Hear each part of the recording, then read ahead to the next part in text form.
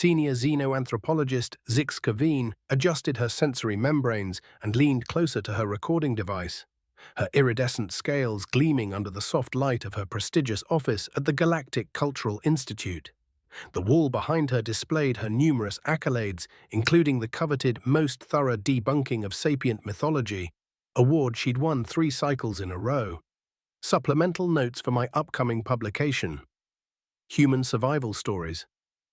A critical analysis of delusional self-aggrandizement in pre-contact species, she dictated, her voice carrying that special tone of academic disdain she'd spent years perfecting.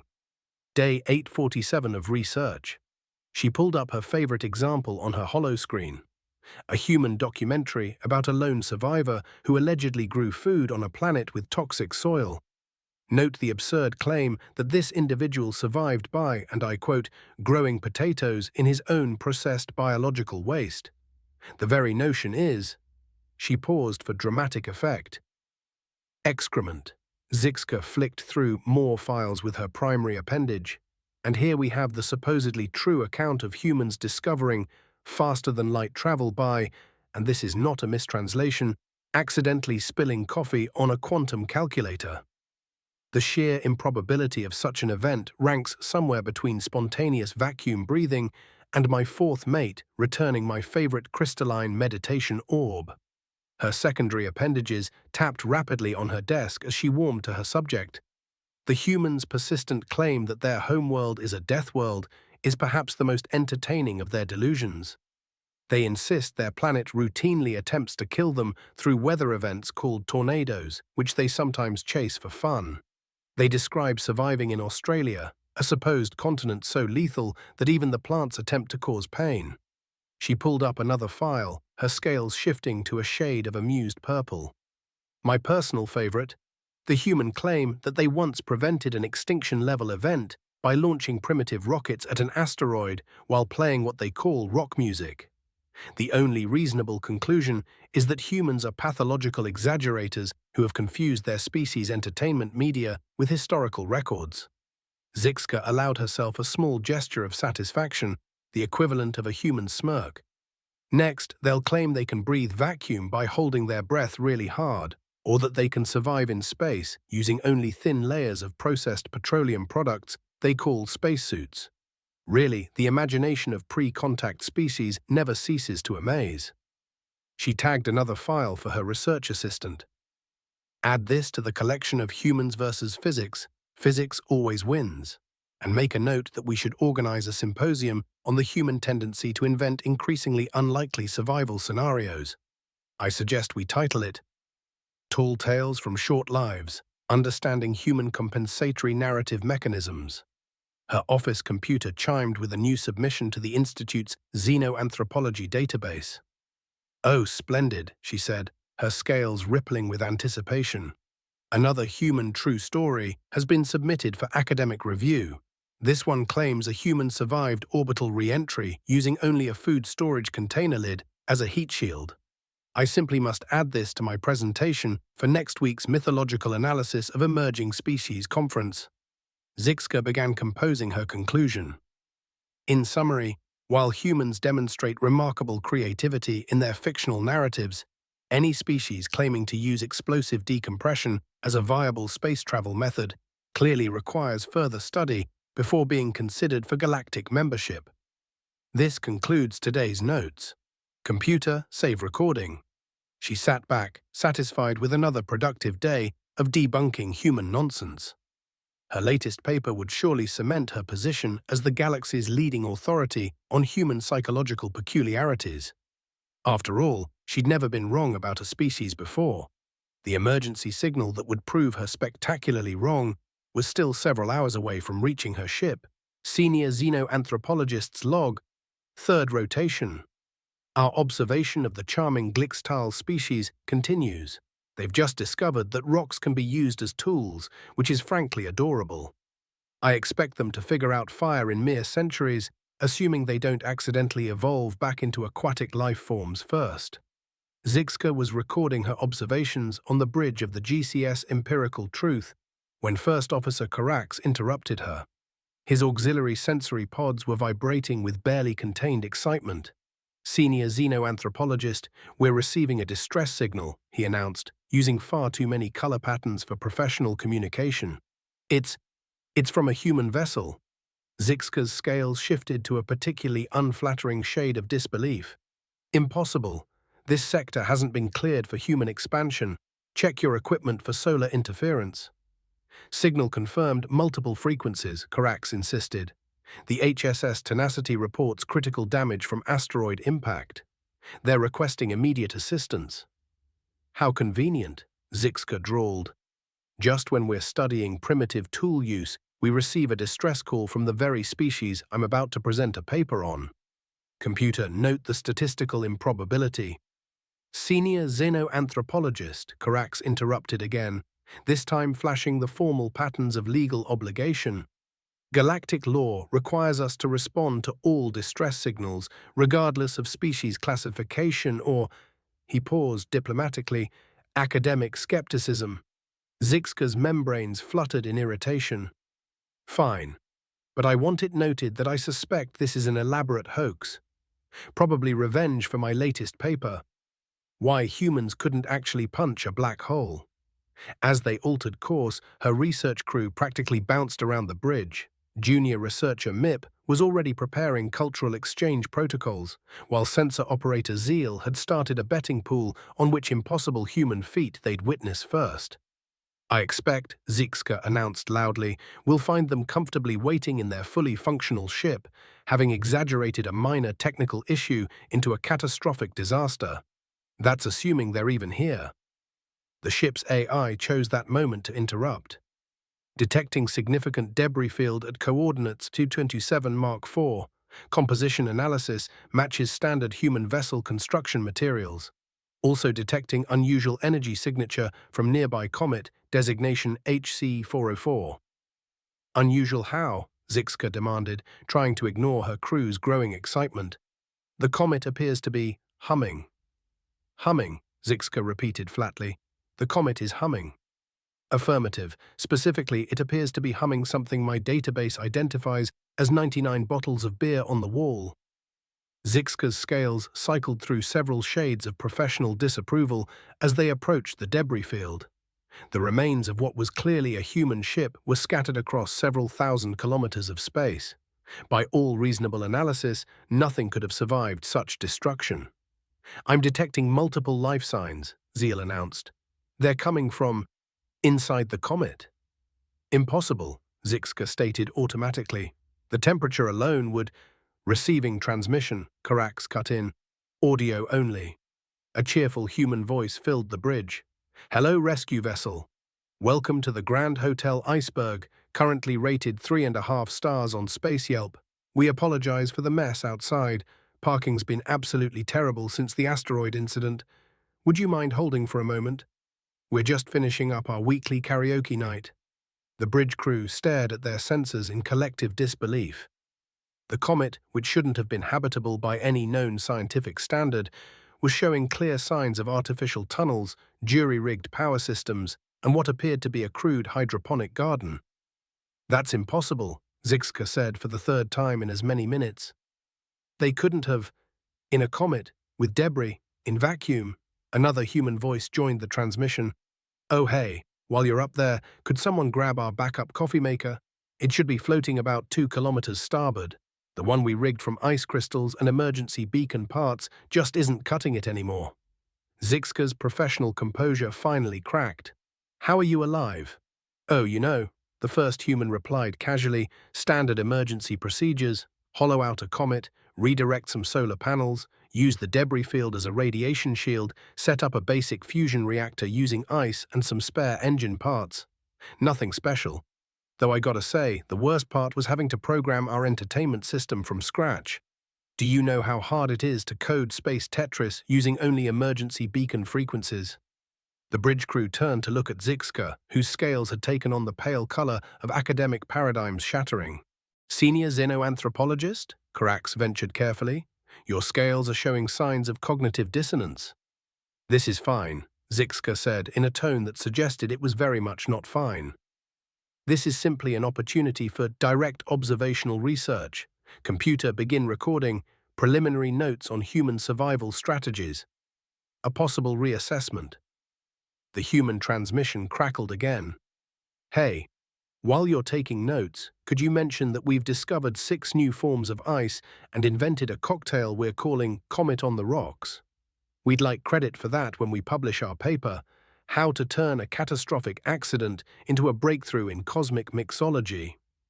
Zyx'ka's scales went completely blank, the xenoanthropological equivalent of a blue screen of death. This was going to require a significant revision to her presentation, and somewhere in the comet, 12 humans were finishing their nightly rendition of Ground Control to Major Tom, completely unaware that they were about to revolutionize several fields of xenoanthropological research through the power of improvised survival and bad puns. The docking procedure with a comet was not covered in any of Zyx'ka's extensive academic training. Neither was watching humans perform what they called a space ballet in zero gravity to guide their ship into a makeshift dock constructed from recycled airlock parts and what appeared to be a repurposed food synthesizer. "Welcome to Hotel Iceberg," announced Captain Sarah Chen, performing an unnecessary but impressive zero-gravity backflip as she greeted them. "Sorry about the mess, we're still redecorating. Would you believe this is our first comet? The TripAdvisor reviews are going to be fascinating." Zyx'ka's scientific notepad was already overflowing. "You hollowed out a comet." "Oh yeah, that was week 1, Sarah said casually. "Would have done it faster, but Dave insisted we take breaks for movie night. Speaking of which, we've recreated 16 classic films using shadow puppets on ice walls. We're calling it Frozen Cinema." The tour of Hotel Iceberg systematically demolished every academic paper Zyx'ka had ever written. The humans had created a complex network of tunnels, each named after famous Earth hotels. The Ritz-Carlton Comet housed their hydroponics lab, where modified algae grew in patterns that suspiciously resembled abstract art. "We got bored with straight rows," explained Dr. Marcus Wong, their botanist. "Plus, we discovered that algae grows 18% faster if you sing to it. We're still debating whether it prefers classical or rock music, but the jazz section is definitely the most productive." Zyx'ka's scales were cycling through colors so rapidly that Karax worried she might strain something. "But the radiation—" "Oh, that was a fun puzzle," interrupted engineer Priya Patel, pointing to the debris field visible through a carefully carved ice window. "See that artistic arrangement of ship parts? It's not just a memorial to our poor ship. It's a radiation deflector array. Also doubles as a sundial, if you're into that sort of thing." The crew's quarters were perhaps the most offensive to Zyx'ka's scientific sensibilities. Each cave had been decorated with ice sculptures and what they called space graffiti. Complex mathematical equations carved into the walls alongside puns like "Comet Sweet Comet" and "Ice Ice Baby." "We've started a rating system for space accommodations," explained Communications Officer Jake Martinez, pulling up a holographic display powered by what looked suspiciously like a modified coffee maker. "Hotel Iceberg currently has 3.5 stars. Lost points for lack of room service, but got bonus points for the infinity pool." He gestured to the zero-gravity water globe they'd created for entertainment. Zyx'ka's attempts to find flaws in their survival strategy backfired spectacularly. When she questioned their oxygen supply, they showed her their deluxe ice-to-air conversion spa. When she asked about mental health, they introduced her to their therapy pet, an ice crystal formation they'd named Bob Ross because it appeared to be growing happy little trees. Meanwhile, her crew was going native. Mip was learning human dad jokes, Zeal had joined their weekly ice carving contest, and Karax was suspiciously good at something called moonwalking, despite having tentacles instead of feet. "But surely you must have moments of despair," Zyx'ka pressed during their communal dinner served in the Hilton Head ice room. "Oh, absolutely," Sarah agreed, and Zyx'ka's scales brightened hopefully. "Last week we ran out of hot sauce. There were definitely some tears, but then Rodriguez here figured out how to ferment algae into something that tastes almost like sriracha, and now we're thinking of patenting it as comet sauce. It's out of this world." The humans had even turned their disaster into a research opportunity. They'd written several papers, including alternative uses for emergency beacons, a comprehensive guide, and zero-gravity interior design, making your comet feel like home. "We're particularly proud of our entertainment division," said Cultural Officer Emily Watson, leading them to what they called the recreational ice facility. "We've invented 6 new sports, including comet curling and zero-G ice dancing. We're still working out the rules for quantum cricket, though. The ball keeps existing in multiple states simultaneously." The final straw came during the evening's entertainment. The humans had somehow created musical instruments from ice and debris, forming what they called the Asteroid Belt Band. Their first number was a parody of Hotel California, called Hotel Iceberg, with scientifically accurate lyrics about their survival techniques. Zyx'ka watched in horror as her entire research team joined the chorus, their various appendages waving in something approximating rhythm. Carax had even learned the guitar solo, performed on an instrument made from emergency beacon parts and frozen methane. "This is all going in my report," Zyx'ka announced stiffly. "Awesome," Sarah beamed. "We'll peer review it. We've got 6 PhDs here, and thanks to all this free time, Rodriguez just earned another one through long-distance learning. Did you know you can defend a thesis via emergency beacon if you're creative enough with the frequency modulation?" Later, in her temporary quarters, rated 4 stars on Space Yelp for its excellent view of passing meteors, Zyx'ka tried to salvage her academic dignity by recording new observations. Day 1 of direct human observation, subject species continues to defy known laws of physics, probability, and common sense. They have turned a survival situation into what they call a working vacation and seem to genuinely enjoy finding increasingly improbable solutions to lethal problems. Current hypothesis: humans may be literally immune to despair, or perhaps they simply refuse to acknowledge it out of spite. A knock at her ice door interrupted her recording. It was Sarah, holding something that glowed an improbable shade of blue. "Thought you might like to try our latest creation," she said, offering the drink. "We're calling it a quantum cosmopolitan. It exists in a superposition of being both the best and worst cocktail ever until you observe it by taking a sip. Also, it glows in the dark, which wasn't intentional, but we're rolling with it." Zyx'ka accepted the drink, her scales shifting to the color of academic surrender. "How do you do it?" she asked finally. "How do you stay so positive?" Sarah shrugged. "Simple. We looked at our situation and asked ourselves, what would make a better story? Surviving on a comet, or surviving on a comet while inventing new sports, writing papers, and creating the galaxy's first ice-based entertainment system?" As if to punctuate her point, the distant sounds of the Asteroid Belt Band starting their nightly performance of Ice Ice Baby echoed through the comet's tunnels. Zyx'ka took a sip of her quantum cosmopolitan. It somehow tasted like both victory and defeat, with a hint of mint. The ship's AI interrupted Zyx'ka's 20th revision of her thesis, Human Survival Mechanisms, a Reluctant Reassessment, with an urgent alert. Massive solar flare detected. Impact in approximately 47 minutes. Recommended course of action: immediate evacuation of all personnel to minimum safe distance of 2.3 light minutes. Zyx'ka gathered the humans in the comet's main chamber, her scales radiating serious purple. "We must postpone the rescue operation and retreat immediately. The solar flare will—" "Oh, neat, a Class X solar flare," Dr. Wong interrupted, studying the data with inappropriate enthusiasm. "Hey, Sarah, remember that time we surfed one of these around Venus?" "Good times," Sarah nodded. "The shields only failed 3 times. Zyx'ka's scales flickered in alarm. "You cannot surf a solar flare. It's a massive eruption of plasma and electromagnetic radiation that will—" "Actually," Engineer Patel chimed in, already scribbling equations on the ice wall with a modified plasma torch. "If we modify your ship's shields with some of our debris field radiation deflectors, we could theoretically ride the electromagnetic wave. It would cut our escape time by 60% and look really cool." "That's suicide," Zyx'ka protested. "Nah, that's Tuesday," Rodriguez corrected, already heading for the airlock. "Besides, we've got our secret weapon." "What secret weapon?" Sarah held up a roll of silvery material with an almost religious reverence. Duct tape. Composite adhesive strips cannot possibly. Watch and learn, Professor, Sarah grinned. Priya, you still have that emergency shield modulator we built from the coffee maker's power core. The one we used as a karaoke machine last week. Sure thing. What followed was 30 minutes of what Zyx'ka could only describe in her notes as technological heresy.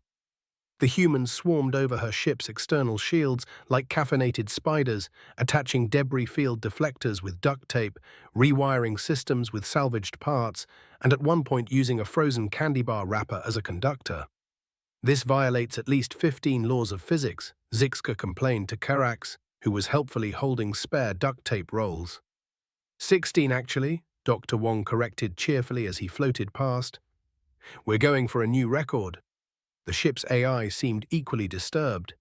Warning, unauthorized modifications detected, shield configuration now operating on, is that a coffee maker processor?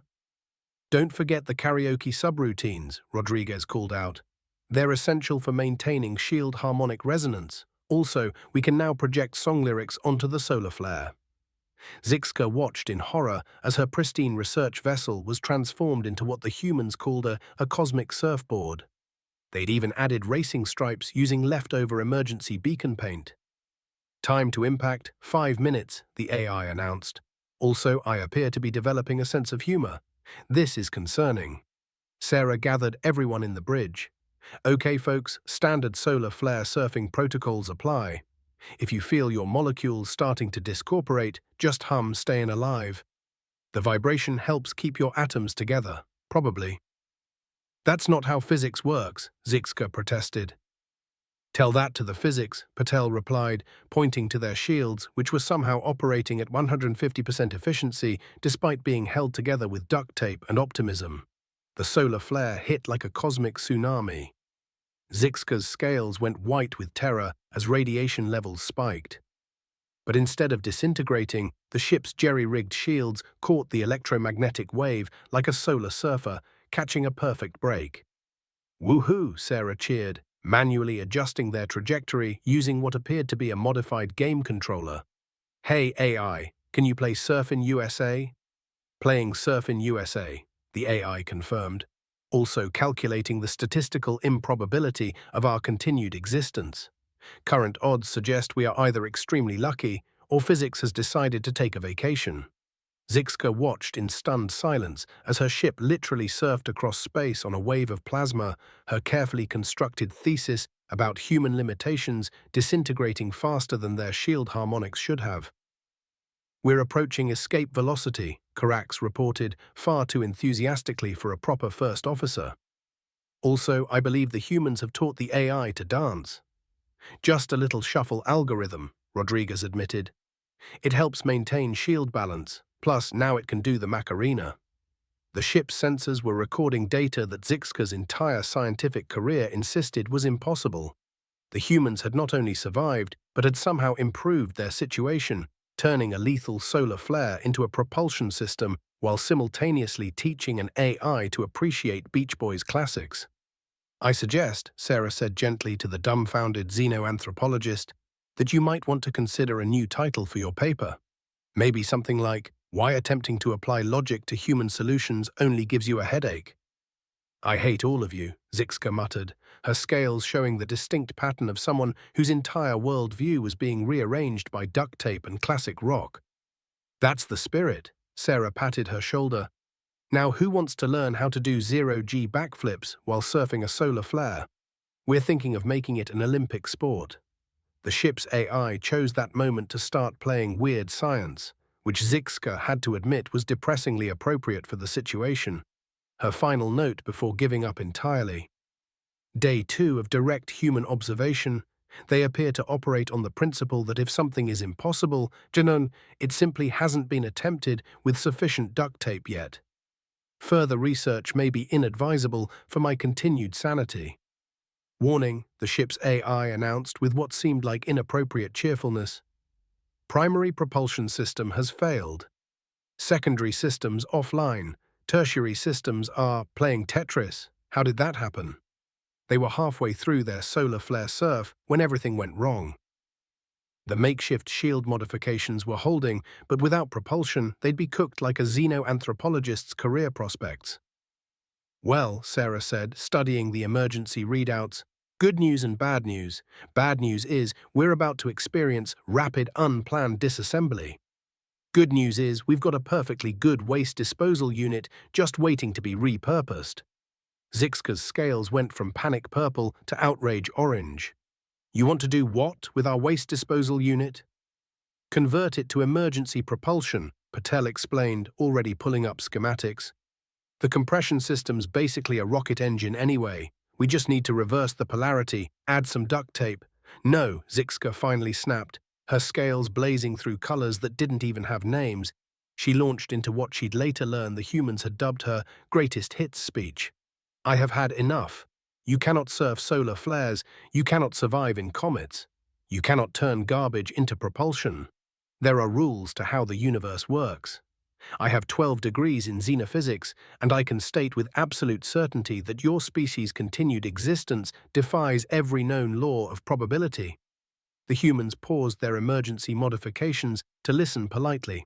Furthermore, she continued, really hitting her stride now, I have spent my entire career documenting the impossibility of your ridiculous survival stories, and I refuse to accept that you can escape certain death by weaponizing sewage. Actually, Rodriguez interjected, we prefer the term tactical waste repurposing. Don't you dare make this sound scientific. Zyx'ka's membrane tendrils were fully extended in academic fury. This ends now.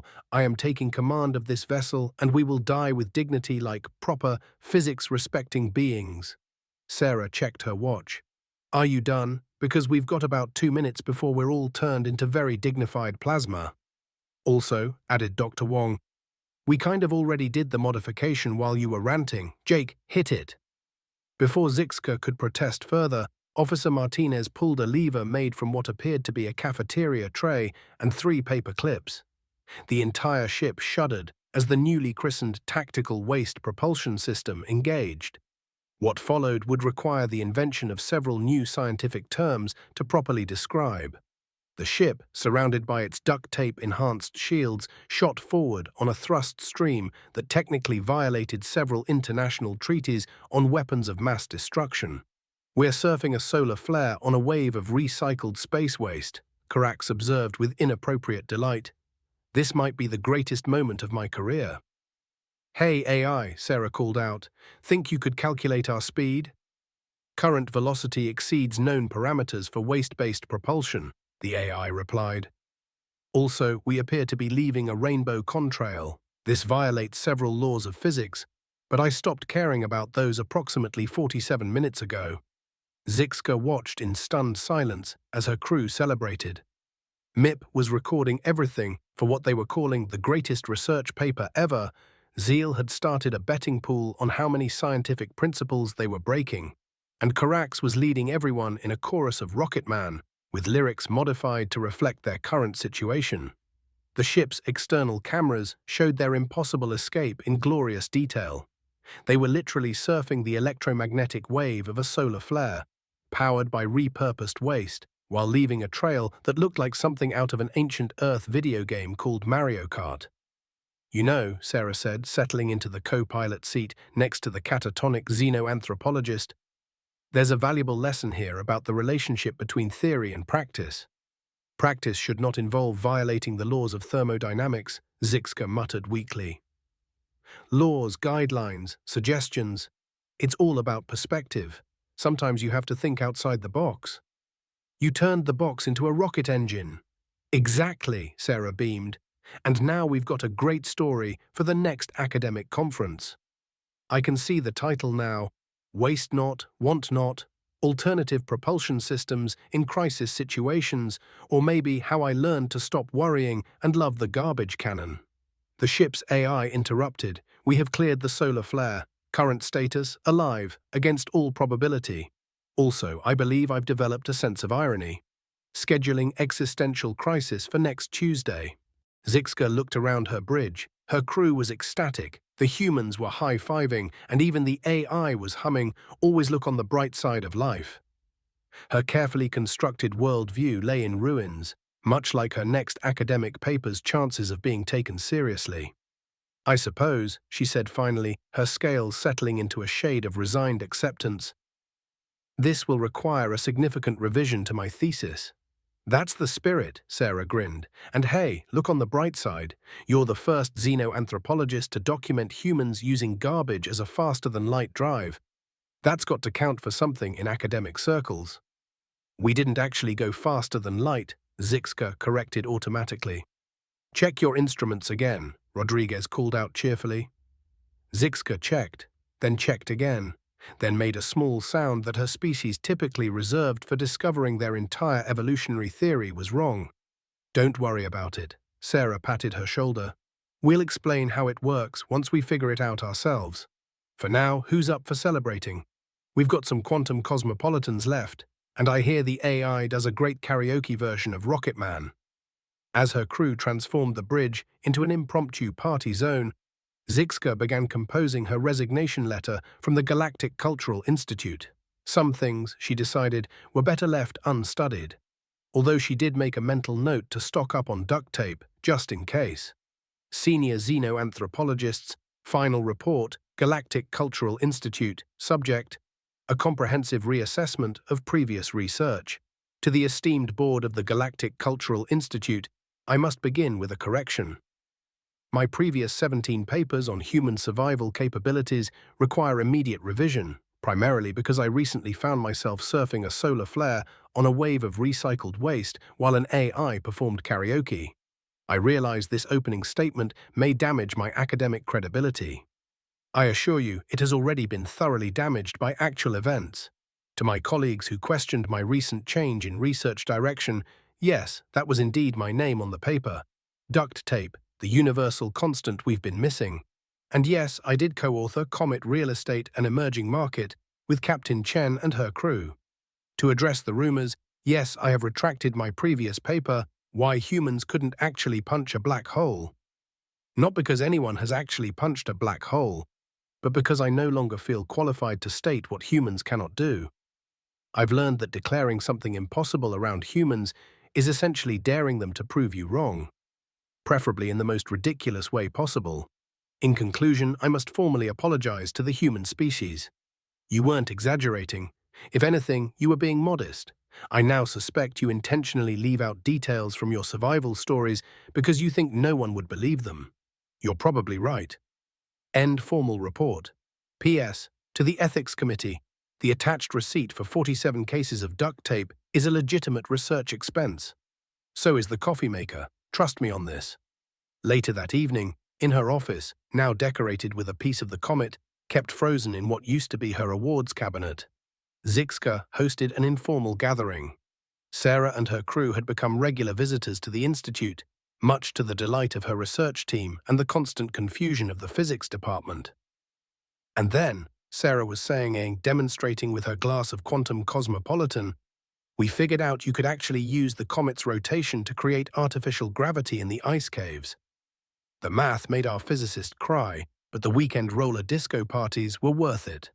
Carax, who had become distressingly good at human recreational activities, was teaching the newer researchers how to mix proper comet cave cocktails.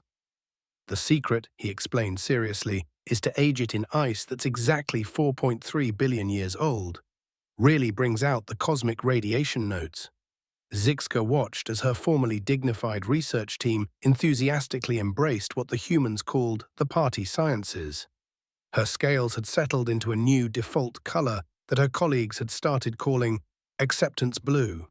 "You know," Sarah said, settling next to her with a fresh drink that seemed to exist in multiple quantum states simultaneously, "for someone who spent years trying to disprove human survival stories, you've adapted pretty well to our brand of chaos." Zyx'ka's scales rippled with amusement. "Let's just say I've learned to appreciate the scientific value of improvisation, though I still maintain that using a black hole's event horizon as a coffee grinder is excessive." "Oh, you haven't heard about our new coffee maker design then?" Zyx'ka's scales shifted to alarm purple, but she was already reaching for the duct tape. just in case.